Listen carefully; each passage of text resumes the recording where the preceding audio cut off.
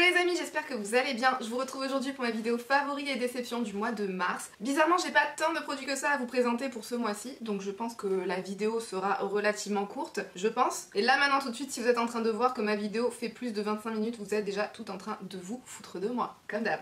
Bon, je vais attaquer tout de suite. Je vais commencer par tout d'abord juste un produit soin. C'est mon baume à lèvres de la marque Sol de Janeiro, c'est le Brazilian Kiss Cupus... Je vais pas prononcer ça.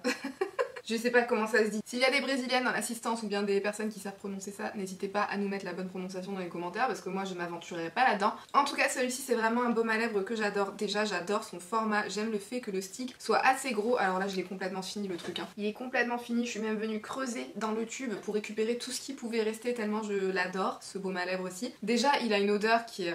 C'est un régal en fait cette odeur, de toute façon tous les produits de la marque Sol de Janeiro ont tous une odeur qui est juste trop agréable. Ensuite j'aime beaucoup la forme du stick parce que comme vous le voyez c'est un stick qui est assez large, qui est beaucoup plus large que les sticks habituels. Et du coup pour vous appliquer ça le soir avant de dormir, vous prenez le truc, vous vous badigeonnez les lèvres avec. Le baume lui-même il est hyper riche, il est hyper crémeux, il est hyper confortable, il est hyper doudou pour les lèvres. Vous sentez vraiment qu'il vient faire du bien tout de suite à vos lèvres, peu importe l'état de déshydratation. Il est super efficace sur des lèvres qui sont vraiment sèches pour bien les réparer, pour bien les nourrir en profondeur. J'adore appliquer ça soit le soir soit en cours de journée si jamais j'ai porté un rouge à lèvres qui m'a desséché les lèvres au cours de la journée, et ça vient tout de suite redonner un bel aspect bien rebondi à vos lèvres. Par contre il est peut-être un petit peu trop riche pour l'appliquer le matin si vous comptez mettre un rouge à lèvres par dessus, mais je l'adore si vous l'avez jamais testé. En plus l'odeur qui reste sur vos lèvres, ça sent bon, c'est un régal. Franchement si vous l'avez pas testé et que vous aimez bien l'odeur des produits Sol de Janeiro, il a pas tout à fait la même odeur que la crème par exemple, hein. C'est beaucoup moins fort, c'est beaucoup moins intense, c'est une odeur qui est quand même beaucoup plus naturelle, ça reste sucré mais c'est beaucoup plus naturel et beaucoup moins prenant. Ça vous prend peut-être un petit peu moins agressivement au nez que la crème pour le corps par exemple. Je l'adore, et si jamais vous êtes à la recherche d'un bon baume à lèvres qui va vraiment bien vous hydrater, vous nourrir les lèvres, celui-ci il est vraiment super pour ça. Ensuite on va passer directement au make-up. Je vais commencer par les produits pour le teint. Alors tout d'abord une base que j'ai découverte ce mois-ci et que j'adore, c'est la base de Becca. C'est la Evermatte Poreless Priming Perfector. Donc c'est une base qui est censée vous matifier la peau et vous flouter un petit peu les pores. Alors par contre en termes de floutage de pores, je trouve pas qu'il a un effet spécialement révolutionnaire dans ce sens-là. Par contre en termes de matification, je trouve que c'est l'une des seules bases pour le teint qui matifie aussi bien la peau, surtout si vous avez une peau qui est vraiment grasse. Moi j'ai la peau qui est mixte à grasse, plus il fait chaud et plus ma peau devient grasse. Par contre tout au long de l'année en général, j'ai la peau vraiment grasse au niveau du front, du nez, et cette partie là des joues en général, moi c'est vraiment ma zone à problème, c'est la zone qui n'arrive pas à rester mate. Mais cette base-ci, alors oui ma peau va continuer à régresser parce que moi je n'ai pas trouvé de produit miraculeux qui empêchera ma peau de briller au cours de la journée, que ce soit base, fond de teint ou poudre matifiante, hein. Ça le produit miracle chez moi ça n'existe pas encore, mais en tout cas celle-ci je vois vraiment qu'elle a un effet en termes de matification. Elle va me permettre de garder le teint mat plus longtemps dans la durée que si je ne la portais pas ou que si je portais une autre base matifiante, donc celle-ci elle est vraiment top. Par contre voilà, c'est Becca et ça je pense qu'on le sait à peu près tout maintenant, Becca ils vont fermer leurs portes au mois de septembre, donc on pourra plus mettre la main sur les produits Becca, et du coup je vous la présente en favori 3 mois avant que ça devienne introuvable. Ce qui a rien de plus frustrant de tester un truc, de se rendre compte que l'efficacité est vraiment supérieure à d'autres produits qu'on a pu tester, et de savoir qu'on ne pourra plus jamais remettre la main dessus une fois qu'il sera fini. Bref, passons. Prochain produit pour le teint, je les pioche au hasard, hein. Alors on a le nouveau Shape Tape de chez Tarte, c'est la version ultra creamy. Celui-ci je vous en ai déjà pas mal parlé sur ma chaîne, vous le savez que c'est un anti-cerne que j'adore. Je trouve qu'il a vraiment tout bon, il a la couvrance mais il va garder un effet lumineux, un effet contour de l'œil hydraté, contour de l'œil un petit peu crémeux, surtout un contour de l'œil vraiment naturel, parce que la version originale du Shape Tape n'avait pas forcément celui-ci là. Donc je le trouve vraiment génial, et personnellement je trouve qu'en termes de couvrance, qu'en termes d'effet au niveau des cernes, l'effet sur moi dure plus longtemps qu'avec le Shape Tape original. Je vous avais fait une vidéo où je vous montrais en fin de journée le résultat en portant d'un côté le Shape Tape original et de l'autre côté celui-ci. Celui-ci a tenu plus longtemps dans la durée. Il avait gardé sa haute couvrance jusqu'à la fin de la journée, alors que le côté Shape Tape original commençait un petit peu à s'estomper, un petit peu à s'atténuer. Donc vraiment super bon point pour celui-ci. Je sais qu'avec cette version-ci par contre certaines peuvent rencontrer un problème en termes de couvrance, certaines n'arrivent pas à avoir une aussi bonne couvrance qu'avec l'ancien Shape Tape. Je vous recommande de tester la méthode où vous laissez sécher votre anti-cerne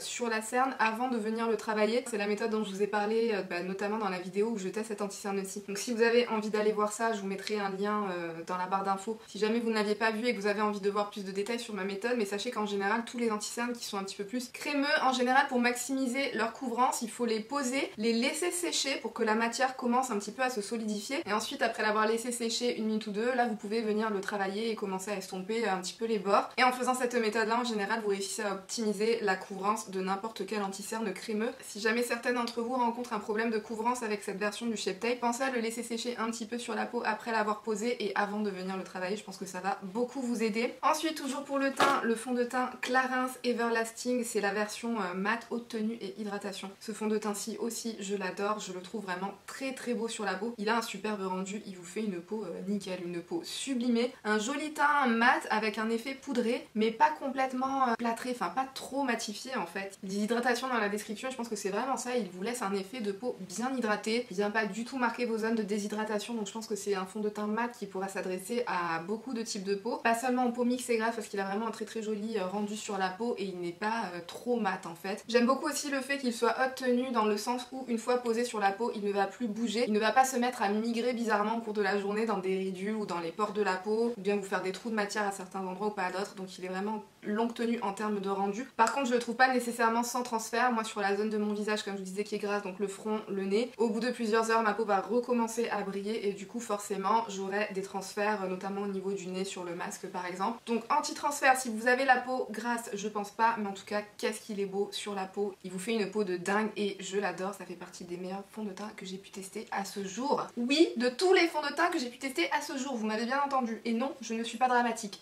Un autre fond de teint que j'adore, je vous l'ai présenté récemment en vidéo, c'est le fond de teint en poudre, le dernier fond de teint en poudre de chez L'Oréal. C'est le Infaillible 24 heures Fresh Wear et je le trouve vraiment très très sympa ce fond de teint-ci. Il est très très joli une fois porté sur la peau, il est très naturel, il est très fin, il va pas accentuer les rides, les ridules ou les zones de déshydratation de la peau. Après est-ce qu'il conviendra à une peau sèche? Ça je saurais pas vous dire, j'en ai aucune idée. Ça reste un fond de teint poudre, en général c'est peut-être pas l'idéal, en général les fonds de teint poudre pour les peaux sèches, mais en tout cas pour les peaux normales, mixtes ou grasses je pense qu'il conviendra vraiment super bien même si vous avez la peau déshydratée, parce que moi j'ai aussi la peau déshydratée et il n'accentue pas du tout les zones de déshydratation, il a vraiment un rendu extrêmement naturel, il a une bonne couvrance, il vous unifie super bien le teint, il vous fait une très très belle peau. En termes de tenue je trouve que c'est exactement la même chose que la version liquide du fond de teint Infaillible 24 heures. Je vous renvoie à ma dernière vidéo où je testais ce fond de teint-ci si jamais vous avez envie de voir plus de détails. Donc est-ce que l'effet mat qu'il peut avoir sur la peau une fois que vous l'appliquez va durer dans la durée? Va durer dans la durée?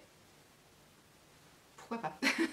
Donc non, l'effet mat n'est pas infaillible sur moi pendant 24 heures, mais en tout cas je trouve qu'il a une bonne tenue dans le sens où le fond de teint va rester joli sur la peau, il ne va pas bouger, il ne va pas se mettre dans des ridules ou dans les pores de la peau au bout de quelques heures et je le trouve vraiment très très sympa. Je le trouve aussi très très joli à appliquer en retouche pendant la journée, par exemple si vous mettez votre fond de teint liquide et qu'au cours de la journée vous avez envie de faire des petites retouches, il est top pour ça. Je le trouve aussi parfait si jamais vous avez un fond de teint avec une couvrance légère et qu'à certains endroits vous avez envie de lui donner une meilleure couvrance, vous pouvez appliquer un petit peu de cette poudre aussi, un petit voile de cette poudre aussi et ça se combine super bien. Donc ça c'est un petit peu la poudre à tout faire et je le trouve vraiment nickel, j'aime beaucoup et ça pour moi c'est un favori, c'est une très très belle poudre et ça fait partie des meilleurs fonds de teint poudre que j'ai pu tester et moi j'adore les fonds de teint poudre donc j'en ai testé pas mal et celui-ci fait clairement partie des meilleurs. Non mais dans cette vidéo tout est le meilleur fond de teint que j'ai jamais pu tester. Non mais je vous assure que je vous dis la vérité.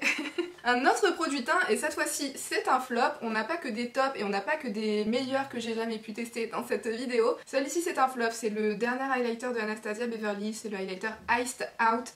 J'arrive pas avec le sous-ton que cet highlighter-ci peut avoir sur ma peau. C'est un highlighter qui a un reflet or jaune sur la peau, mais moi sur ma peau quand je le mets, en fonction de la lumière, en fonction de l'angle sous lequel je le regarde et de la lumière sous lequel je le regarde, il peut avoir cet effet de jaune qui tendrait presque vers le vert. Je sais pas si vous voyez ce que je veux dire, vous voyez l'or quand il commence à vieillir, quand il commence à un petit peu ternir, c'est comme s'il y avait des petits reflets verts qui pouvaient apparaître à l'intérieur et c'est exactement ce que ça me fait. Moi sur ma joue ça fait un espèce de reflet un petit peu jaune vert citron et c'est pas possible. Enfin en tout cas perso sur moi je suis pas très fan d'highlighter coloré, pour moi l'highlighter il faut vraiment que ce soit neutre et que ça se fonde avec la peau, donc ça sur moi ça le fait pas. Par contre en termes de poudre, si vous n'avez pas ce problème de sous-ton un petit peu bizarre sur votre peau avec cet highlighter ci, en termes de poudre c'est vraiment vraiment très très joli, la poudre est très très fine, ça se fond extrêmement bien sur la peau, c'est très lumineux, c'est imperceptible, ça ne vient pas accentuer à outrance la texture de votre peau, etc. Donc c'est vraiment une très très belle poudre. Par contre le sous-ton, non, c'est pas possible,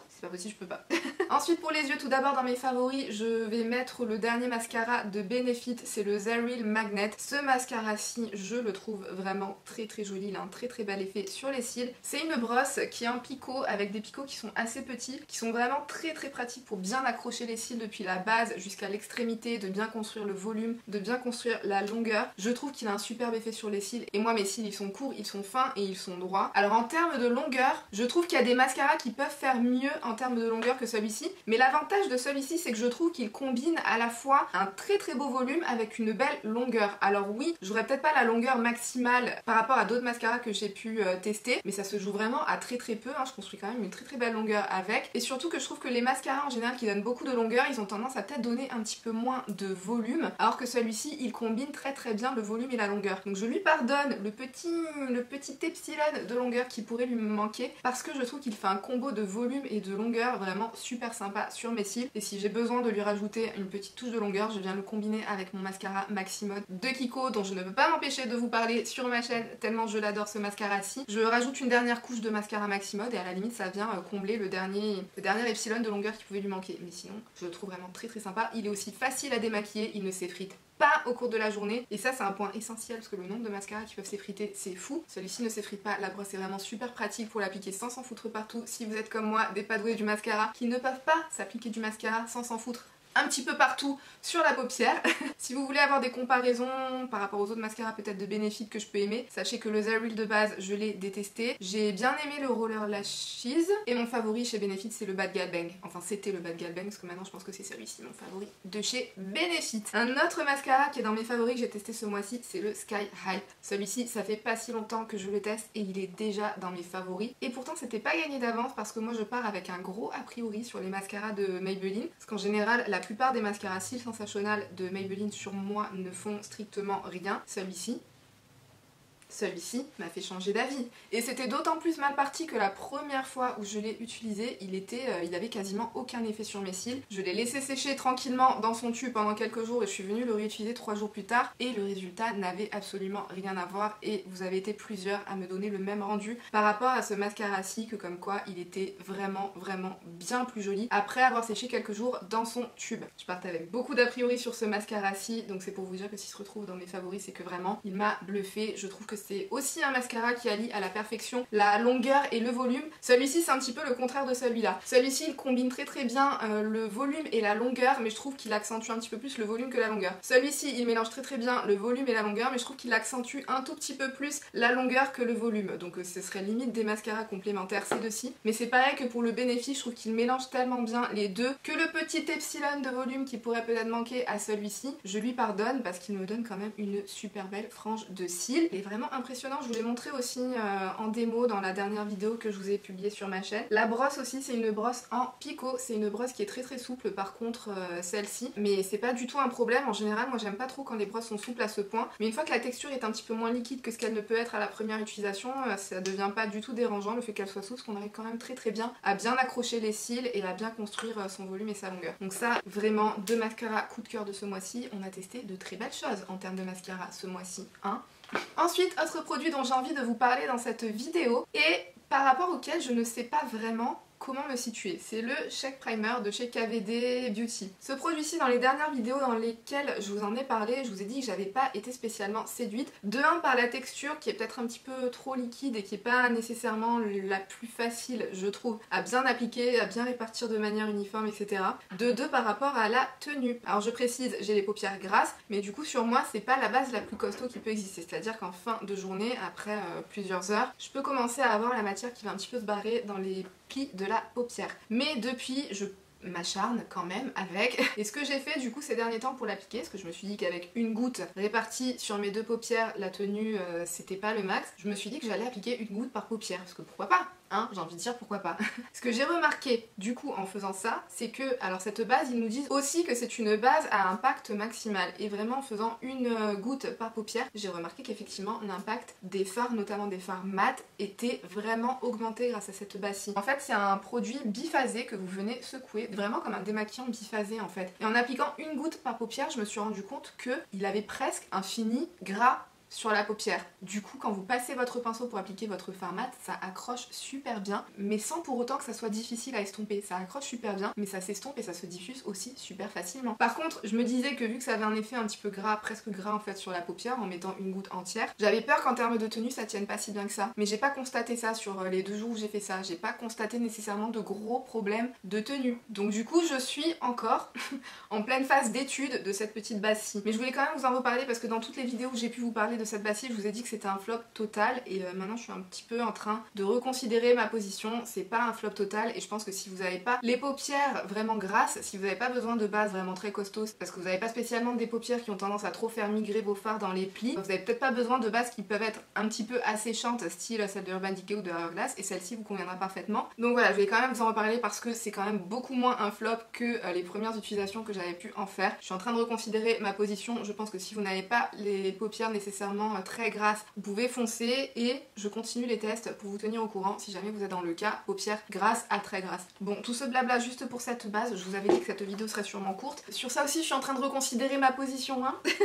Ensuite, alors ça c'est encore des produits de chez KVD Beauty, ça par contre c'est des favoris, vous le savez, c'est les Dazzle Stick. Ces trucs-ci sont juste fantastiques, ils sont merveilleux. Vous avez été aussi nombreuses à craquer dessus ou avoir craqué dessus suite aux dernières journées Gold, etc. et à en être ravis aussi. Et bah vous avez bien raison, on a bien raison d'être ravis par ces petits produits-ci. Franchement, KVD ils se sont gavés avec ces Dazzle Stick. J'espère qu'ils nous sortiront encore plus de couleurs parce que franchement, la luminosité de ces trucs-là, la facilité d'utilisation, la tenue, l'impact sur la paupière, c'est vraiment super joli. Oh là là, ces trucs-ci sont juste dingues. Vous avez des reflets multidimensionnels avec des petites paillettes multicolores à l'intérieur. C'est juste un truc de dingue ces produits-ci. Moi j'ai la teinte Electrobolt, c'est la première. C'est un espèce de bronze un petit peu cuivré avec des paillettes à la fois dorées, des reflets verts à l'intérieur, c'est vraiment de toute beauté. La deuxième teinte c'est la teinte Flash Storm, c'est une teinte violette avec des paillettes argentées et bleutées à l'intérieur. Le truc, quand vous l'appliquez sur votre paupière, ça révèle vraiment toute sa beauté, le fard révèle vraiment toute sa dimension, c'est super beau. En plus ce qui est vraiment chouette, c'est que du coup les paillettes qui sont dans ces fards là ne font absolument pas de chute, ça tient super bien sur la journée, la luminosité aussi tient super bien au cours de la journée. Je vais pas en faire plus d'éloges que ça parce que je pense que toutes les personnes qui l'ont déjà testé en ont dit la même chose, donc je vais pas en rajouter une couche, mais ça, c'est trop bien. Ensuite on va passer aux palettes. J'en ai pas testé tant que ça ce mois-ci, mais j'en ai une qui se retrouve dans mes flops. Et je suis assez choquée parce que je suis en train de vous dire. Parce que si vous êtes sur ma chaîne depuis un certain temps, je pense que ça n'est jamais arrivé que je mette une palette de fard à paupières dans mes flops. Je pense que ça n'est jamais arrivé. Je suis tellement fan de palettes que même si je suis pas spécialement transcendée ou quoi, je leur trouve toujours un petit truc qui va me faire apprécier cette palette. C'est quoi qui s'est cassé la gueule là?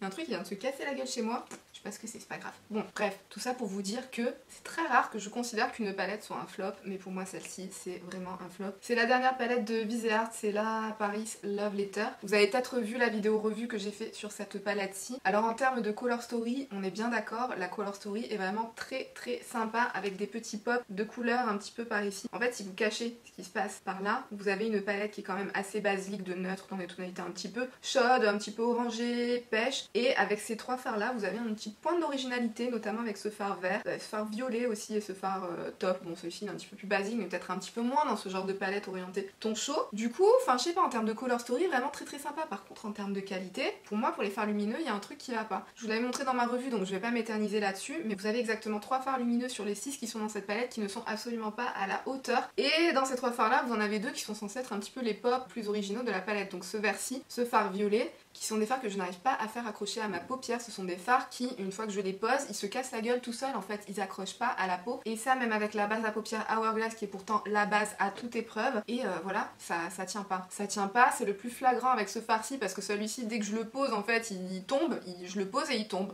tout simplement. Le fard vert il accroche peut-être un petit peu mieux à la peau, mais par contre si vous venez estomper les bords avec un autre fard, le moindre coup de pinceau il va balayer en fait le fard qui est posé sur votre paupière. C'est très bizarre. Je sais pas si j'ai une palette défectueuse, mais je pense pas parce que j'ai regardé d'autres revues de chaînes américaines qui disent avoir eu le même souci, mais c'est bizarre parce qu'elles elles l'ont pas forcément eu avec les mêmes fards que moi. Par exemple j'ai vu une revue d'une fille qui a eu ce fard vert extrêmement poudreux qui dès qu'elle l'appliquait il tombait, et je la crois parce que moi c'est le problème que j'ai eu avec le fard violet en fait de la palette. Donc je sais pas s'il y a eu des petits défauts de fabrication sur cette palette-ci, sans parler de ce fard là qui a glacé dans le pan, hein. Maintenant j'avais quasiment plus rien à en retirer. Faut vraiment que je vienne gratter avec mon pinceau pour un petit peu décoller la matière pour avoir un petit peu de fard. Enfin bref, les fards lumineux dans cette palette-ci c'est un petit peu un mystère pour moi. Je comprends pas, je ne suis pas ravie des looks que je peux faire avec cette palette là, donc je suis obligée de la mettre dans mes flops, même si voilà, ça ne ressemble pas hein, de mettre des palettes de fard à paupières en flop, mais pour moi celle-ci, passez votre chemin, éloignez-vous.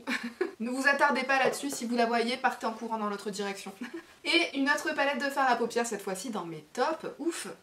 C'est la palette Eternal Eclipse de Lunar Beauty. Déjà je suis obligée de vous montrer ce packaging de ouf. C'est un packaging qui est en relief, vous avez la lune qui est holographique et c'est super bien recherché. C'est super beau, enfin comme packaging ça fait vraiment bel objet. Les teintes à l'intérieur, j'aime beaucoup la color story qui est proposée dans cette palette là. C'est une palette de neutre, peut-être un petit peu plus orientée ton froid. Et vous avez des petits pops de argenté. Le argenté qui est juste là, là c'est un argenté avec plus de reflets violets à l'intérieur, vraiment très beau. Vous avez des pops de fard bleu qui sont aussi sublimes. Je suis assez impressionnée par la qualité, les fards mat sont vraiment très faciles à travailler. Vous avez un petit peu l'essentiel pour construire la base de votre look, que ce soit dans les tons neutres ou que ce soit dans les tons un petit peu plus colorés. Et ensuite vous avez ces superbes fards métallisés. Je vais vous faire quelques swatchs parce que ils sont tellement beaux en fait les métallisés. Alors je sais qu'en swatch comme ça on peut peut-être se dire voilà ça casse pas non plus trois pattes à un canard hein, ces swatchs-ci. En swatch on n'a peut-être pas l'impression que ce soit des métallisés complètement révolutionnaires, mais je sais pas, quand vous les appliquez sur votre paupière, c'est comme si le fard se révélait vraiment. En fait vous voyez les petits reflets qui sont contenus dans les fards, les petites paillettes qui peuvent apporter un petit peu plus de dimension à vos fards. Enfin vraiment c'est des fards qui une fois posés ils se révèlent en termes de beauté. Je vous avais fait une vidéo aussi sur cette palette-ci où je vous fais deux looks avec, donc si vous avez envie de la voir je vous la mettrai dans la barre d'infos. Mais voilà, j'étais bluffée en fait, j'étais assez impressionnée par la qualité des fards de Lunar Beauty. J'avais jamais testé avant cette palette-ci et cette palette-ci me donne vraiment envie de m'intéresser de beaucoup plus près à cette marque là, parce que j'ai eu un coup de cœur en fait sur la formulation des fards de chez Lunar Beauty. Donc celle-ci, gros favori aussi de ce mois dernier. Avant de partir, pensez à me mettre dans les commentaires quels ont été vos favoris et vos découvertes à vous de ce mois-ci. En tout cas j'espère que la vidéo vous aura pu vous être utile. Si c'est le cas, pensez à la liker, n'hésitez pas à vous abonner si vous avez envie qu'on se revoie dans encore plus de contenu beauté. D'ailleurs vous avez des vidéos qui s'affichent à l'écran si jamais ça vous tente. Et sur ce, moi je vous fais d'énormes bisous et je vous dis à bientôt dans une prochaine vidéo. Bye!